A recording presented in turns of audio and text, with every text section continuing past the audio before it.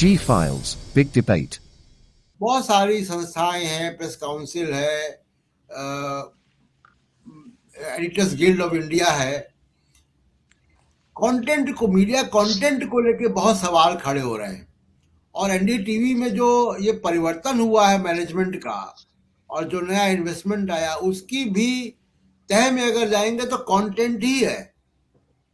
अगर एनडीटीवी वैसा कंटेंट नहीं बना रहा होता जैसा वो बना रहा था, और एनडीटीवी भी वैसी हिंदू मुसलमान की डिबेट कर रहा होता, तो शायद ये नौबत नहीं आती।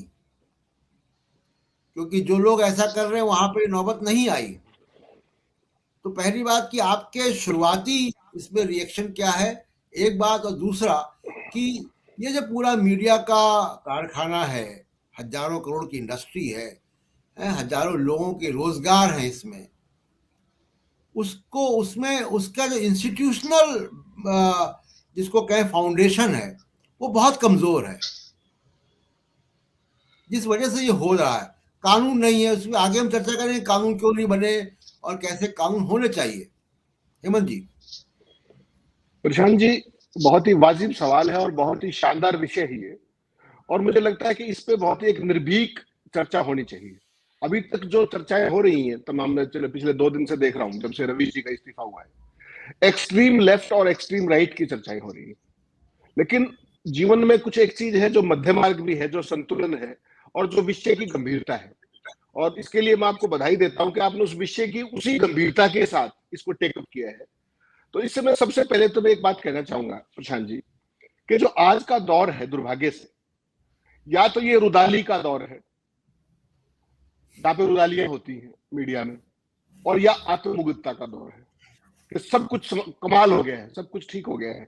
जैसा आपने कहा कि धार्मिक बहस होगी और होगी। जो एनडीटीवी में जो कुछ हुआ है प्रशांत जी, ये कुछ अनएक्सपेक्टेड नहीं है या ऑल ऑफ ए सडन नहीं है या ब्लू फ्रॉम द बोल्ट नहीं है।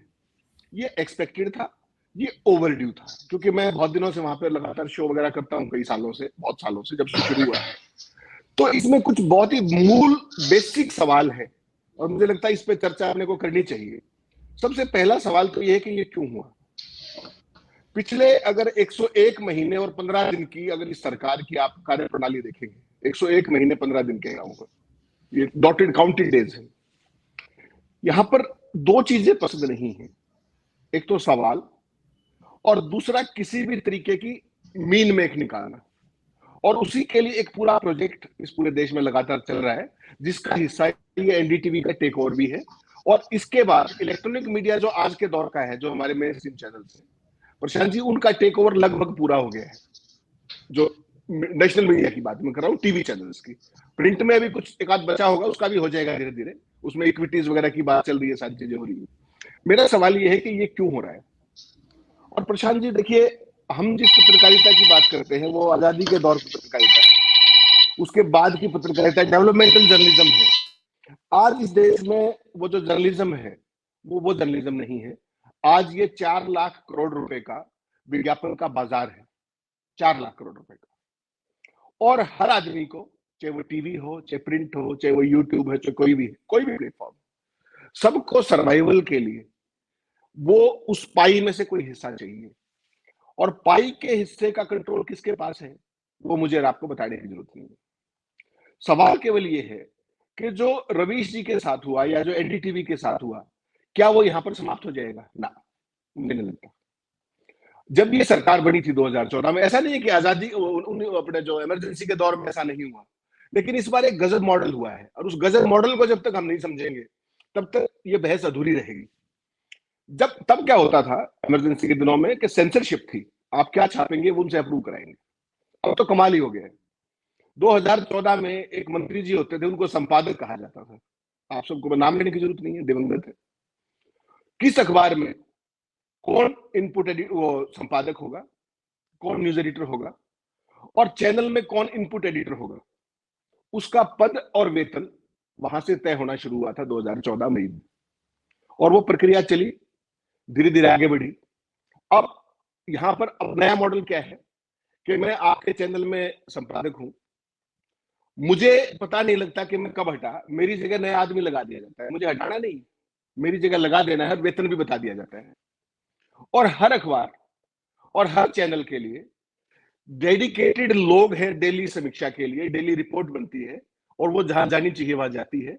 उसके बेस पे विज्ञापन पॉलिसी तय होती है, उसके बेसिस पे सारा खेल तय होता है। एक तो मैं इस सारी जो बहस है उसकी गंभीरता बताना चाहता हूं आपको ये इसके साथ।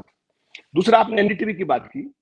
एनडीटीवी के अंदर भी दुर्भाग्य से 2-3 घंटे के कार्यक्रम को छोड़ दीजिए, बाकी उसमें भी वही चलता था। अगर वो धार्मिक बहस और वो विभाजनकारी एजेंडे की बात छोड़ दें आप, उसके अलावा भी चलता वही था जो वो लोग चाहते हैं। लेकिन उसमें वो बेहूदगी और बेशर्मी नहीं थी कि वो शाउटिंग मैचेस होते हैं, वो ब्रिंगिंग डाउन ईच अदर और वो सारी चीजें होती हैं। अब सवाल ये है कि इसका जो ओवरऑल जो सिनेरियो है, इसका इंपैक्ट जो आम जनता के ऊपर है, बहुत दुर्भाग्य के साथ मुझे एक बात कहनी पड़ती है। आप सारे वरिष्ठ साथी हो, मुझसे तो सारे वरिष्ठ हो, बड़े हो उम्र में। यहां पर जो नैरेटिव तय हो रहा है ना, डेमोक्रेसी का बेसिक उसूल जो था, जो हमारे फोर फादर्स ने, जो हमारे संविधान के अंदर था कि एक लेवल प्लेइंग फील्ड की हम बात करते हैं, सबको बराबरी का एक स्थान मिले और सब अपना अपने हिसाब से चुनाव लड़े, अपने अपने आगे बढ़े, जिसका जो है वो करे। Over a period of time, पिछले 101 महीने 15 दिन में जो मैं आपको बात कर रहा था, वो फील्ड खत्म कर दिया है। चाहे वो मीडिया स्पेस की बात हो, चाहे वो इलेक्टोरल फंडिंग की बात हो, 78% फंडिंग एक पार्टी को जा रही है। और हिमाचल और गुजरात के चुनाव में तो कमाल ही हो गया, जो इलेक्टोरल बॉन्ड बिके उसका 94% एक पार्टी को गया। यही स्थिति मीडिया के अंदर है। आप एक सवाल पूछ लीजिए, अगले दिन आपका विज्ञापन बंद हो जाएगा बिना कोई कारण के। कोई पॉलिसी नहीं है, कोई किस तरीके का हिसाब किताब नहीं है। इसमें जो बेसिक सवाल है प्रशांत जी, और सहमत होंगे त्यागी जी मुझसे, इमरजेंसी की सेंसरशिप से ज्यादा खतरनाक है ये। पहले तो क्या था कि आपके पास खबर आती थी, आपके पास खबर आने से पहले जो जिन संपादकों को उन्होंने लगवाया है अखबारों में, या जो इनपुट एडिटर्स हैं, उनको सुबह 9 बजे एक कागज थमा दिया जाता है कि आज ये 5 मुद्दे हैं, ये चलेंगे, आज प्रधानमंत्री वहां है, गृह मंत्री वहां है, नड्डा साहब वहां है, एक तो ये कवरेज का शेड्यूल इतने बजे बोलेंगे, उसके बाद कोई खबर नहीं है देश में।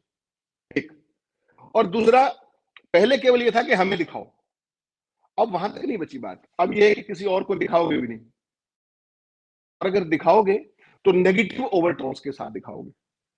एक ये जो चीज आई है ना, कि मैं आपको दिखाऊंगी तो अच्छी बात है, लेकिन मैं त्यागी जी को ना दिखाऊं और उनको दिखाऊं तो कंप्लीटली नेगेटिव ओवरटोन में दिखाऊं, ये वो चीज है जो इस डेमोक्रेसी के लिए भी खतरनाक है, जो मीडिया की क्रेडिबिलिटी के लिए खतरनाक है, और जो आम जनमानस की समझ के लिए, क्योंकि हम जो है बेसिकली, जो मैं बहुत सारे लोग कहते हैं कि एक डरा हुआ पत्रकार, एक समाज, रवीश जी की फेमस कोट है, मैं दूसरी बात कहता हूं, एक बायस्ड पत्रकार बटा हुआ समाज पैदा करता है।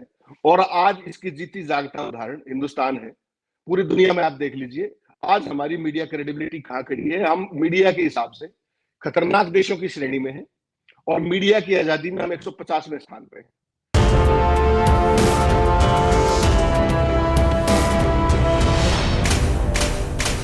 G Files, Big Debate.